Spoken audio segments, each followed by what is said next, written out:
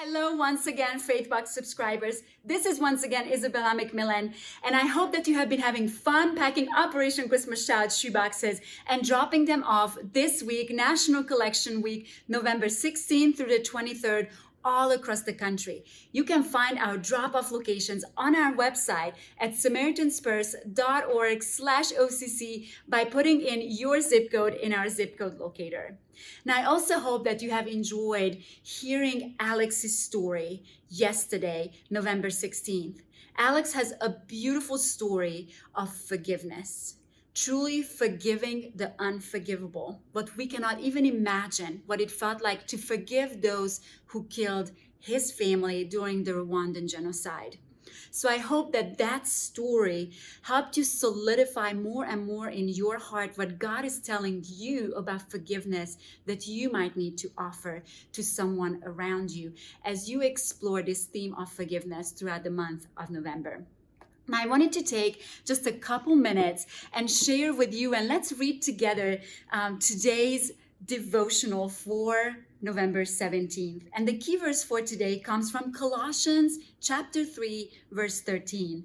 Make allowance for each other's faults and forgive anyone who offends you.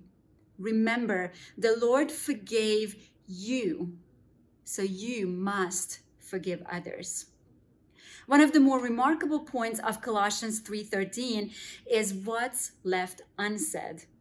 Paul writes that we should make allowance for each other's faults, the implication being that we should expect other people to make mistakes.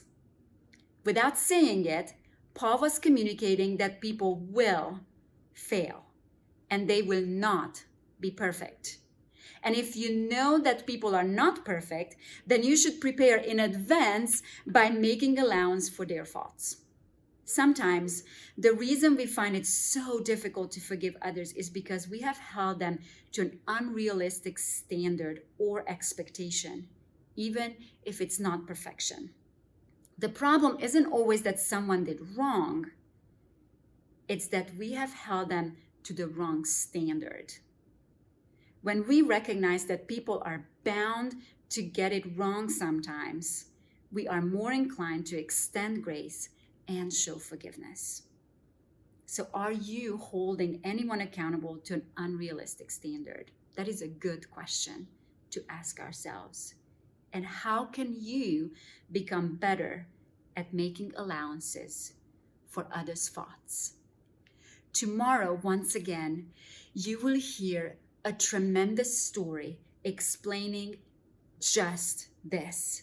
How can you become better at making allowances for others' faults?